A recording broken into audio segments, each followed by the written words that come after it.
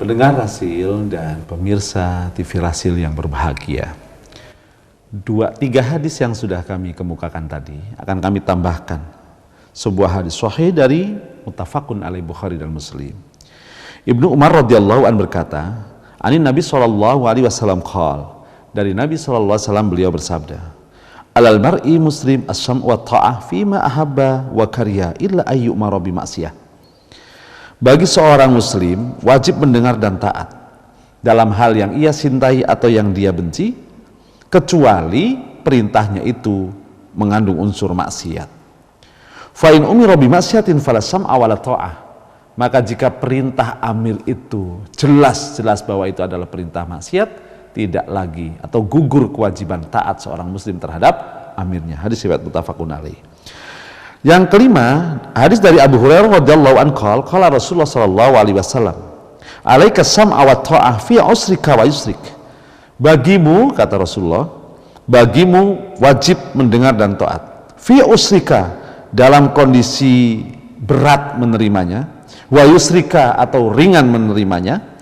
Kemudian wa mansotika, dalam kondisi lapang, wa makrohika, dalam kondisi sempit, wa atharatin alaika, bahkan dalam perintah yang mungkin berseberangan dengan keinginan kita.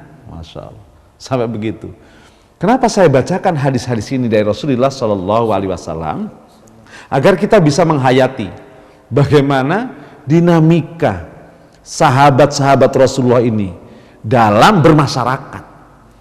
Karena bermasyarakat hatta masa Rasul sekalipun itu adalah menyangkut tentang kepentingan orang banyak. Kepentingan orang banyak.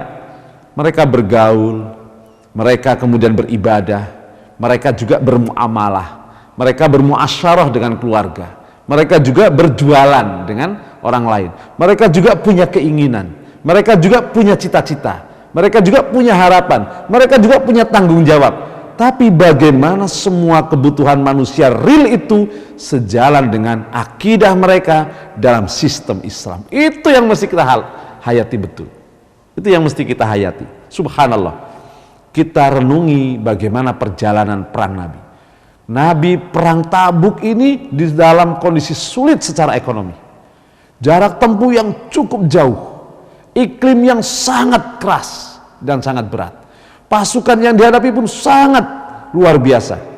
Masya Allah, bagaimana para sahabat-sahabat Rasulullah Sallallahu Alaihi Wasallam, para sahabat Rasulullah Sallallahu Alaihi Wasallam ini mampu melintasi keinginan-keinginan yang banyak itu, larut dalam sistem yang dikemas dengan keimanan mereka.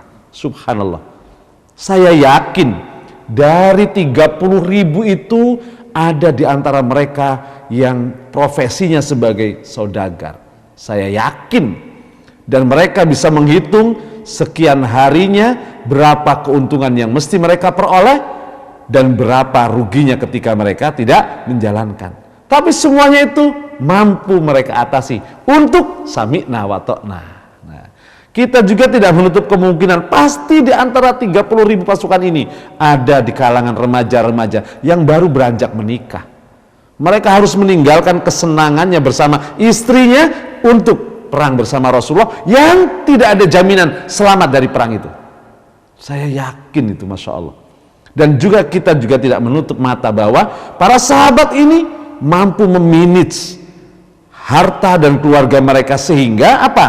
Berapa yang mereka harus bawa untuk menempuh perjalanannya dan berapa yang harus mereka tinggalkan untuk tanggung jawabnya menghidupi keluarga di rumah. Itu pun mereka mampu mengatasinya. Masya Allah. Saya yakin. Karena masyarakat di zaman Nabi dengan zaman sekarang pun sama. Dengan profesi yang berbeda. Subhanallah. Sebagai pedagang, sebagai pengajar, sebagai petani, sebagai apa lagi. Yang semuanya itu sejalan dengan kecenderungan manusia. Zuyyina linnas hubus syahawat minan nisa wal banin wal khanatir. Mereka itu bukan para malaikat yang tidak punya keinginan, sama dengan kita. Mereka juga bukan para malaikat yang tidak berpikir tentang syahwat, sama dengan kita.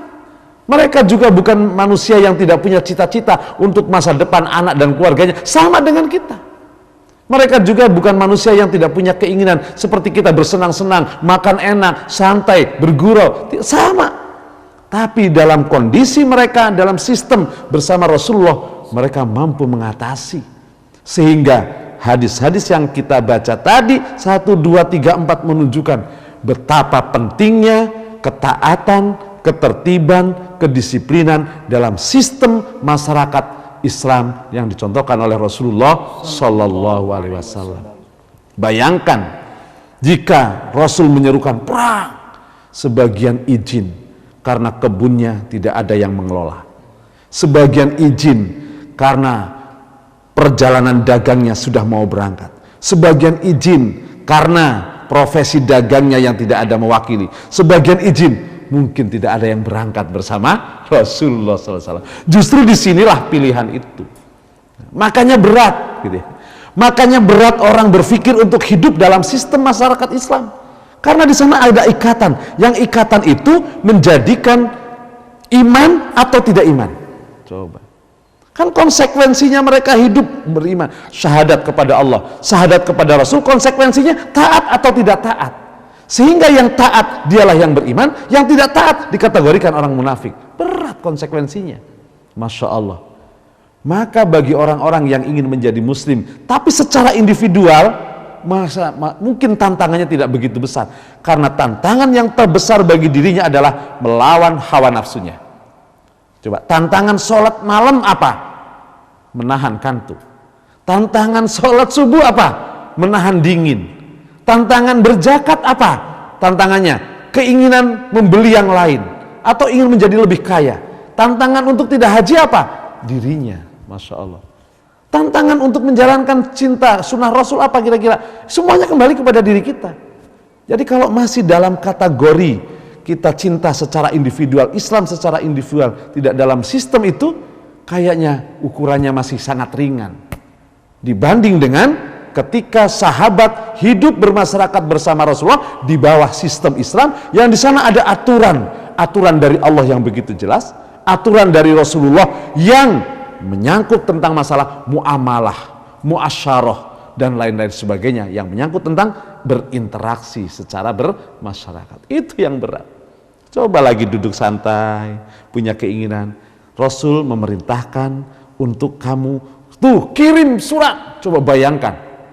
Coba. Begitu pulang dari Hudaybiyah, sahabat Rasulullah semuanya lega. Dalam artian lega itu apa? Karena musuh bebuyutan mereka, orang-orang musyrikin Quraisy, sudah berjanji untuk tidak berperang selama 10 tahun. Kan nyaman. Tapi tiba-tiba datang secara pribadi, kamu dapat amanah, hantarkan surat ini ke negeri A, ke Parsi, ke Romawi, ke Mesir, ke Habasah. Masya Allah, itu kan sangat berat. Mungkin pertanyaan, kenapa saya? Nah begitu kan, luar biasa. Itulah sistem. Makanya luar biasa kalau kita lihat, karena nanti tataran praktek masyarakat Islami di masa Rasul ini akan dilanjutkan oleh para khalifah yang sebelumnya. Dan itu pun tantangannya berat, karena seiring Rasul kembali kepada Allah, kehariban Allah, kemudian pemimpin-pemimpin berikutnya adalah para khalifah yang manusia biasa, yang tidak ada jaminan mereka itu selamat dari salah atau tidaknya. Itu lebih berat lagi pemimpin mereka. Kenapa? Karena Masya Allah, secara manusiawi mereka tidak maksum dari segala kekurangan. Tantangannya lebih berat, Masya Allah. Tapi ternyata kekhalifahan Abu Bakar, Umar, Utsman, Ali radhiyallahu an, mereka masih memiliki umat-umat yang tegar keimanan di dada mereka hebat. Sehingga secara struktural mereka menempatkan amir-amir mereka dalam posisi apapun tetap mulia, sejajar strukturalnya, kondisinya, amanahnya dengan Rasulullah dan dari Allah Subhanahu wa taala. Subhanallah. Wallahu a'lam bishawab. Dan alhamdulillah Ustaz, sudah ada pertanyaan yang masuk. Ya. Yang pertama ini datangnya dari nomor 7113. Ya. Assalamualaikum warahmatullahi wabarakatuh, Ustaz. Waalaikumsalam warahmatullahi wabarakatuh. Ada 2 orang dari pasukan pertama yang tidak dapat menahan diri ketika melihat sumber air di perang Tabuk. Ya. Padahal Nabi sudah mempersiapkannya. Apakah sumber air itu kering dari hamba Allah? Iya, Masya Allah. Itu memang kita khusus hari ini tidak bicara tentang kronologis terjadinya perang Tabuk karena sudah kita bahas. Kita hanya mengambil hikmah. Betul. Artinya berbagai macam kemungkinan dalam perjalanan perang itu bisa saja terjadi. Ya, bisa saja terjadi. Makanya diantaranya ketika dalam safar itu ada sunnah untuk qasar dan jamak. Karena apa? Karena itu menyangkut tentang sesuatu yang tidak bisa diprediksi. Nah, ada qasar dan jamak. Contoh, nah dalam perjalanan perang ini, perang Tabuk, Rasul selalu jamak. Dohor, tarik ke asar, atau jamak takdim dan takhir dan takzim, takdim maksudnya, asar atau maghrib, dohor atau asar. Begitu juga maghrib atau isya. Nah, itu ada. Karena apa? Itulah syariat dalam perjalanan bagi orang yang sholat. Termasuk nanti dalam dinamika Rasul itu banyak, dalam dinamika perjalanan perang Rasul itu banyak mukjizat yang Allah berikan selain Al-Quran yang sesungguhnya ini yang paling utama sumbernya. Salah satunya tadi, karena dalam kondisi bayangkan 20 hari perjalanan, kemudian jarak tempuhnya cukup jauh. Dan itu bukan seperti perjalanan antara Sabang dan Merauke yang dimana-mana akan melimpah air, kan beda di Arab. Nah gitu kan. Maka dalam kondisi muslimin itu sudah tipis persediaan airnya. Nah disitulah problemnya, gitu kan. Yang sebagiannya sudah tayamum karena sudah tidak ada lagi air, gitu kan. Kalau mereka mau pergunakan untuk wudhu, bagaimana minumnya?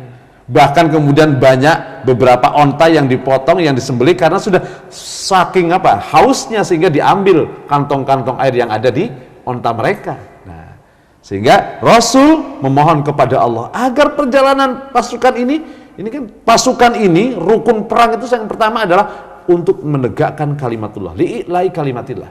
Nah, Rasulullah berdoa. Nah, di doanya itulah, di doa beliau itulah kemudian Allah berikan sebagai nubuah. Nubuah itu pemberitahuan dari Allah, nanti ke depan sana ada air yang kecil mata airnya, tapi dari sumber itu Rasul akan berdoa untuk semua kebutuhan. Berapa? 30.000. Kalau satu orang kebutuhannya 1 liter, wah itu kan kalau orang kita udah lumayan kenyang. Nah kalau orang Arab minum mungkin dalam kondisi fisik mereka yang kuat, kemudian kondisi iklimnya yang panas, minumnya kan banyak. Taruhlah satu orang 5 liter seumpama. Kali 30 berapa? Berapa Mas? 30.000 kali 5. Coba berapa liter itu? Nah Rasulullah menyampaikan bahwa nanti akan kita temui mata air. Yang mata airnya itu kecil. Tapi jangan sampai kalian minum lebih dahulu, kecuali aku nanti akan mempergunakan dan berdoa kepada Allah. Kan begitu. Ternyata memang tuh dinamikanya. Ya kan? Jadi tidak ada jaminan sahabat itu bersama Rasul mereka lepas dari hawa nafsu, enggak ada jaminan. Gitu. Sebenarnya nih, kita punya pasukan 10. Kemudian pasti ini orang-orang yang jujur, nggak ada jaminan. Kan kejujuran itu nggak ada jaminan, kondisional gitu kan. Nah itu termasuk jangan sampai ada yang mengambil air itu dulu meminumnya kecuali saya terlebih dulu kata. Ternyata ada yang sampai sana dia nampung airnya gitu kan. Masya Allah. Ini menunjukkan apa pada diri kita? Ya Allah luar biasa. Secara manusiawi terkadang orang kan lupa. Rasul bisa saja melarang, saya kan bisa minum duluan. Secara manusiawi. Artinya tidak semua sahabat bersama Rasul itu tataran imannya itu di titik yang sama, tidak. Berbeda-beda. Nah, dinamika inilah yang kemudian menggambarkan orang munafik pun ada kok di zaman Rasul, gitu kan? Orang yang beriman tapi ragu ada juga kok di zaman Rasul. Ada orang yang seumpama masbuk juga ada kok di zaman Rasul. Jadi tidak semuanya kemudian begitu ajar langsung berdiri di depan semua rebutan saf awal. Ternyata ada dinamika masyarakatnya yang masbuk. Maka kemudian muncul hukum masbuk. Bagaimana sholat masbuk. Nah semuanya itulah yang direkam dalam Islam yang memberikan warna dan dinamika yang banyak. Yang menunjukkan bahwa luar biasa kekayaan syariat Islam itu, sehingga dalam hal yang benar pun jelas dan yang menyimpang sedikit pun dikomentari untuk kita bisa lepas dari ketidakbaikan itu menuju yang sempurna, menuju kesempurnaannya, walaupun banyak orang-orang yang tidak sempurna. Masya Allah. Masya Allah. Jadi air itu adalah bagian dari mukjizat Allah kepada seorang nabi untuk menguatkan kenabiannya. Makanya betul, suatu saat Rasulullah Shallallahu Alaihi Wasallam itu bertanya kepada sahabat, iman siapakah yang menurut kalian sangat mengagumkan? Dalam sebuah hadis, sahabat berkata, ya Rasulullah, pasti adalah imannya para malaikat. Karena dalam pandangan sahabat, wah, malaikat tuh imannya nggak ternodai, gitu kan. Kalau sahabat kan masih ada hawa nafsu, gitu kan. Walaupun sahabat masih ada hawa nafsu, masih ada keinginan. Nah, makanya ketika turun ayat lillahi a'udzubillahi minasyaitonir rajim bismillah. Lillahi ma fis samawati wa ma fil ard wa in tubdu ma fi anfusikum aw tukhfuhu yuhasibukum bihillah fayaghfiru liman yasha wa yu'adzibu man yasha wallahu ala kulli syai'in qadir. Sahabat berat betul menerima itu. Karena apa? Karena kata Allah yang akan dihisab itu adalah sesuatu yang nampak maupun yang di hati. Kalau kita juga dihisab dengan sesuatu yang di hati, berat. Karena kita tidak lepas. Orang lewat gitu kan. Bisa saja muncul kita sering, tentang bajunya bagus. Nah, itu kan di hati. Kalau itu juga dihisab, berat kita. Ada orang kaya gitu ya. Kemudian dia dermawan. Kemudian kita sikapi dengan penuh kelembutan secara dohiriyah. Jazakallah, mudah-mudahan. Padahal di hati, bisa-bisa kamu mau bisa sedekah ini supaya disebut dermawan. Kan bisa saja di hati. Menggerundeng di hati. Menggerundeng di hati. Jika yang dihisab tidak hanya yang lahir yang berupa amalia, tapi juga yang terlintas di hati, berat sahabat. Karena kita ini manusia, punya kekurangan dan punya hawa nafsu yang besar. Ketika Imam Al-Ghazali berkata kepada muridnya, apa yang terbesar bagi manusia? Nah, kan begitu kan, macam-macam. Yang terbesar bagi manusia jawabannya adalah hawa nafsu. Itu yang menjadi berat. Nah, Masya Allah. Jadi makanya para sahabat ngomong, iman yang menakjubkan itu adalah imannya para malaikat. Kata Rasulullah, bukan. Kalau malaikat mereka beriman kepada Allah, ya wajar. Masya Allah. Mereka yang membawa wahyu, kan? Mereka yang diciptakan oleh Allah dengan segala fasilitas, dengan segala situasi dan kondisi sebagai malaikat yang suci, jauh dari hawa nafsu, wajar mereka beriman. Nah, sahabat kemudian, kalau gitu imannya para sahabat tuh ya Rasulullah? Tidak, bukan. Kalau kalian beriman kepadaku, wajar. Kenapa? Kalian ya masih hidup bersamaku, menyaksikan aku, kemudian juga menyaksikan bagaimana Al-Quran itu, wahyu itu diturunkan untuk menjawab persoalan-persoalan hidup. Dan tidak sedikit juga menyaksikan beberapa mukjizat yang Allah berikan kepada Rasul secara langsung. Salah satunya ini. Begitu air itu mengalir kecil, didoakan, kemudian melimpah. Melimpahnya itu apa? Itu sahabat menyaksikan langsung mukjizat selain Al-Quran yang maha dahsyat ini. Artinya air yang kecil dengan mata airnya itu mampu memenuhi untuk 30.000 kaum muslimin ketika perang Tabuk dalam kondisi syiddatul har yang sangat panas iklimnya. Coba. Nah, jadi kata Rasulullah, iman kalian belum menakjubkan, belum mengherankan karena kalian hidup bersamaku. Nah, kan gitu kan kira-kira. Nah, jadi siapa wahai Rasulullah? Iman siapa yang mengagumkan itu? Imannya orang-orang yang hidup setelah kita. Kenapa? Mereka mengimani Allah, mereka mengimaniku, tidak menyaksikan aku. Tapi mereka beriman kepada Allah seperti imannya kalian dengan mereka membaca Al-Quran dan Sunnah. Ini makanya berat, Masya Allah. Tantangannya berat. Karena apa? Karena dalam ranah ini nanti orang berpikir, gitu ya, kebenaran itu ya dilihat personnya. Siapa yang menyampaikan? Kapasitasnya apa? Latar belakangnya apa? Tidak lagi kepada siapa yang disampaikan, sumbernya mana, keterangannya Al-Quran ayat berapa, hadis apa. Tapi yang dipertanyakan terlebih dahulu untuk menilai kebenaran hari ini, siapa yang menyampaikan, latar pendidikannya apa, kelasnya nasional apa internasional. Itu yang menjadi ukuran. Masya Allah. Atau si kaya atau si miskin yang menyampaikan. Si kaya atau si miskin, gitu kan? Ketika orang menyampaikan kalimat yang sama indahnya, satu diucapkan oleh orang yang berhasil, satu oleh orang yang miskin. Berbeda kualitas kalimat itu. Ketika yang satu disampaikan oleh pemimpin LSM, yang satu disampaikan, kalimatnya yang sama, disampaikan oleh pemimpin negara, kualitasnya berbeda. Karena apa? Karena ukurannya kepada latar belakang person itu, siapa dia. Beda dengan Islam. Kalau seumpama sumber nilai dalam Islam itu adalah kebenaran al-haqqu mir rabbik, itu yang dikedepankan, maka tidak lagi bicara oh kelompok ini, oh kelompok ini, oh baju ini, oh baju ini, nasionalkah, lokalkah, desakah, kampungkah, kotakah, tidak ada lagi itu. Yang ada sami'na wa ata'na. Inilah yang mampu dibaca dan diterjemahkan oleh para sahabat dalam keimanan mereka, sehingga siapapun yang duduk dalam struktural kepemimpinan yang ditunjuk oleh Rasulullah, tidak ada ucapan mereka kecuali sami'na wa ata'na. Hingga ketika itu terjadi di masa Abu Bakar As-Siddiq, dia mengangkat panglima besarnya untuk peperangan mendakwahkan ke wilayah Romawi. Khalid bin Walid saat lagi tinggi dan hebat-hebatnya diberhentikan menjadi panglima, diganti dengan Sa'ad bin Ubaidah bin Jarrah. Dia katakan sami'na wa ata'na. Masya Allah, kalau ini dibuka di ranah politis sulit, berat, dan itu sangat menyakitkan. Waduh, lagi hebat-hebatnya, terkenal, lagi populer-populernya, diturunkan, kemudian muncul tanpa alasan yang benar. Apa kira-kira? Pasti dia akan memberontak, ya kan? Nah sekarang udah ketahuan sebagai bupati, kemudian ketahuan narkoba, gitu. Sebenarnya sebagai bupati sebagai ketahuan narkoba, mau dicopot karena itu mempengaruhi tentang kebaikan akhlak, dia masih mempertahankan. Apa dasarnya? Coba bayangkan. Itu yang kira-kira gitu.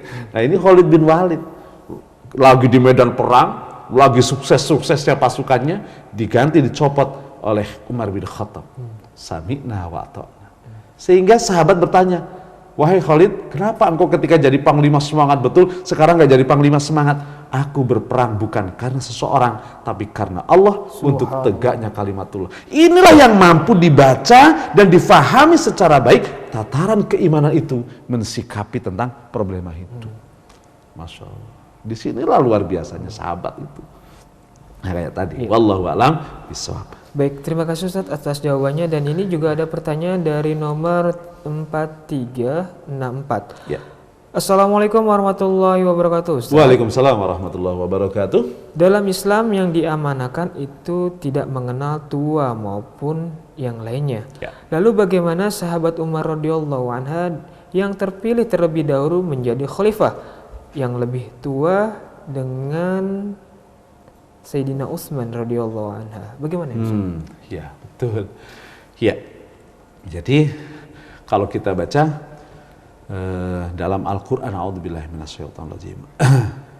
Qulillahu malikal mulki tu'til mulka man tasha wa tanzi'ul mulka mimman tasha wa tu'izzu man tasha wa tudillu man tasha biyadikal khair innaka ala kulli syai'in qadir. Dalam surat Al-Imran ayat berapa? 25-an kurang lebih. Nah,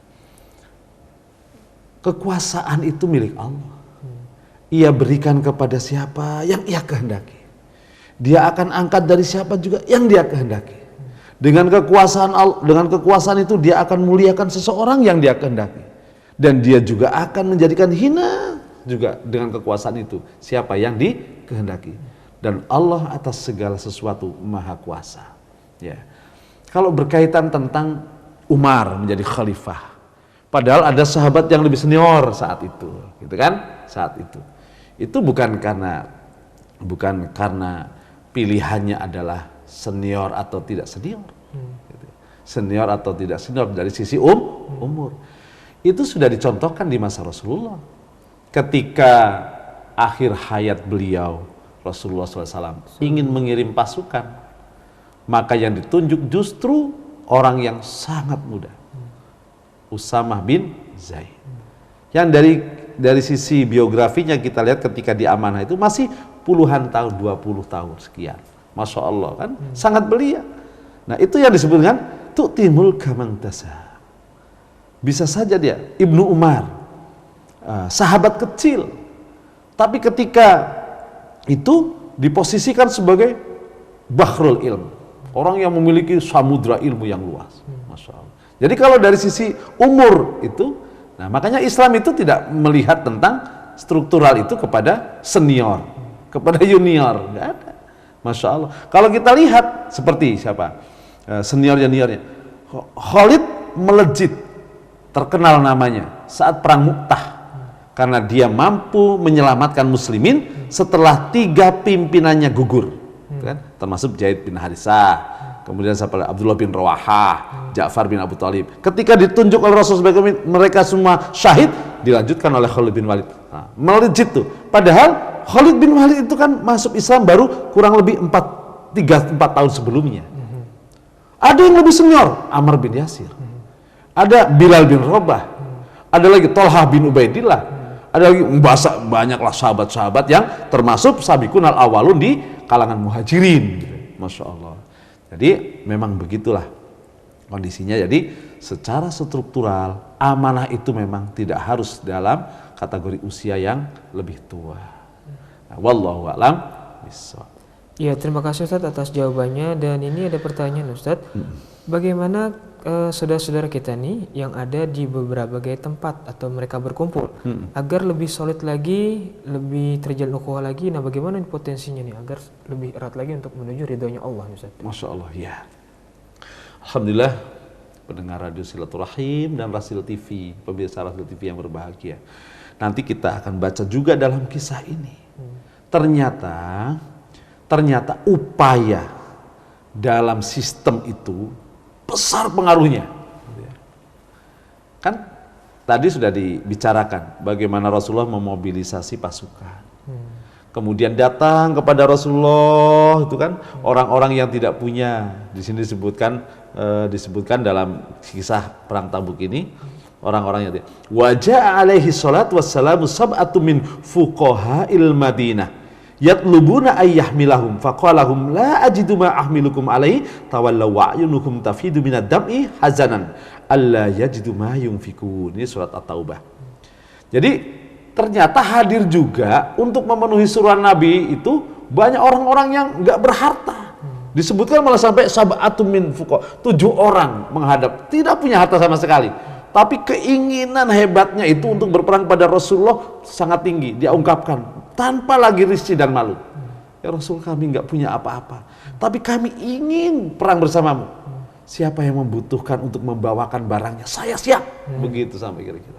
Masya Allah. Jadi, bagian logistik mungkin Ustaz, membawa-bawa ataupun perlengkapan untuk perang. Ya pokoknya siapapun yang butuh bantuannya agar dia ikut dalam perangan itu bagaimanapun caranya, yang penting dia ikut dan dia bawakan barang-barang sahabatnya yang mungkin berlebih sehingga dia bisa perang tapi dia tidak kesulitan untuk makan karena ikut di sana. Ini kan satu ungkapan Muslim itu kan iffah, ta'affuf, sangat menjaga harga diri. Walaupun dia dikasih dalam kondisi kekurangan, orang Islam itu jiwanya pasti dia akan menolak, dalam artian mumpung itu tidak ada. Memanfaatkan waktu sesuatu nggak mau. Dia akan ambil sesuai dengan kebutuhannya karena iffah. Karena iffah itu bagian dari pakaian orang Islam. Dia memang membutuhkan, tapi karena membutuhkannya tidak menjadikan dia tamak. Dia akan tetap mengambil seperlunya untuk dia karena dia sangat malu kepada Allah Subhanahu wa taala. Gitu kira-kira. Nah, ini sampai menghadap Nabi, kemudian menangis hanya karena ingin tidak ketinggalan dalam peperangan. Meskipun kemudian dia ungkapkan kelemahan dirinya dari sisi sosial, ini kan sangat berat. Orang mengaku miskin itu kan sangat berat itu. Dalam tataran Islam itu, akhlak Islam sangat berat.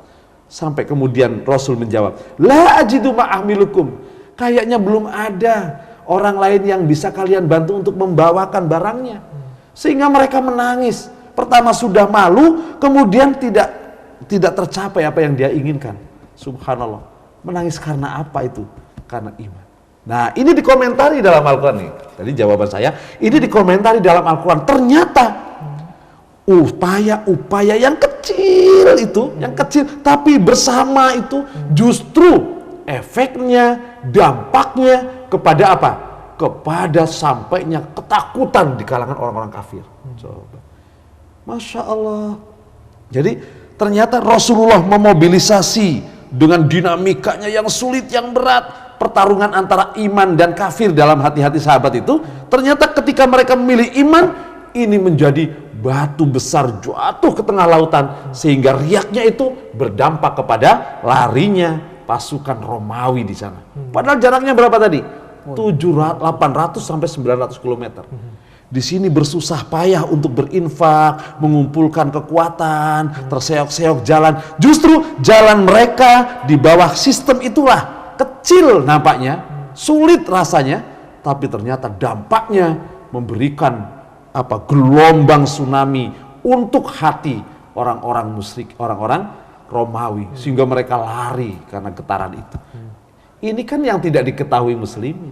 Oh, ternyata muslim itu jika dalam sistem Islam, dalam kesatuan itu membangun kekuatan. Yang kekuatan itu tidak ukurannya bukan fisik, tapi justru kekuatan itu langsung menghunjam kepada hati orang-orang kafir berupa ketakutan yang luar biasa. Ini dijelaskan dalam Al-Quran berkaitan tentang perang Tabuk dalam surat At-Taubah, kalau nggak salah 107 atau 119. Wallahu a'lam bishawab. Iya, baik Ustadz, karena memang dibatasi oleh waktu, ada hikmah apa dan pesan apa untuk kita semuanya di sore hari ini, dan juga dalam konteks perang Tabuk untuk kehidupan saat ini dan juga kehidupan yang akan datang, Ustadz? Ya, Insya Allah. Pendengar Radio Silaturahim dan pemirsa Rasil TV yang berbahagia, akhirnya apa yang bisa kita simpulkan dari peristiwa perang Tabuk ini, yang kita bahas bukan kronologis kejadiannya, tapi hikmah-hikmah di balik itu adalah luar biasa. Ternyata dinamika orang-orang yang hidup di bawah petunjuk Allah selalu diberi kemenangan. Dan ternyata aktivitas mereka di bawah sistem dan petunjuk Allah itu akan memberikan dampak yang luar biasa. Dan ternyata memang kekuatan Islam itu tidak ada lain kecuali kembali kepada Al-Quran dan Sunnah. Hal ini sejalan dengan apa yang disampaikan oleh Umar bin Khattab radhiyallahu an. Beliau kata, wahai kaum muslimin, kalian mulia karena agama Islam. Maka janganlah kalian mengambil untuk hidup ini kecuali yang datangnya dari Al-Quran dan Sunnah. Marilah kita kembali kepada Al-Quran dan Sunnah, kita wujudkan kehidupan bersama, kita hidupkan bersatu dalam kesatuan di bawah naungan agama Allah. Insya Allah bersama dengan keimanan dan kesatuan itu, Allah akan iringi pertolongan-pertolongannya untuk kita menyampaikan dakwah Islam ini. Wallahu a'lam bishawab. Jazakallah khair Ustaz atas penjelasan di sore ini. Terima kasih, semoga bermanfaat untuk kita semuanya. Baiklah ikhwan akhwat fillah rahimakumullah, demikianlah kita sama-sama telah simak tausiah sore bersama Ustadz Amin Nuroni terkait dengan perang Tabuk. Semoga apa yang beliau sampaikan bermanfaat untuk kita semua dan kita semakin cinta kepada Allah dan semakin cinta kepada Rasulullah sallallahu alaihi wasallam. Baiklah ikhwan akhwat fillah rahimakumullah, saya Muhammad Arifin yang bertugas dan juga oleh Ondi Mandi, dan juga ada Bung Yusuf Sebangkit dan juga ada Bung Anis. Mohon undur diri, mohon maaf bila ada khilaf dan salah kata dari saya dan semuanya kru yang ada bertugas di sore hari ini. Subhanakallahumma wa bihamdika asyhadu an la ilaha illa anta astaghfiruka wa atubu ilaik. Assalamualaikum warahmatullahi wabarakatuh.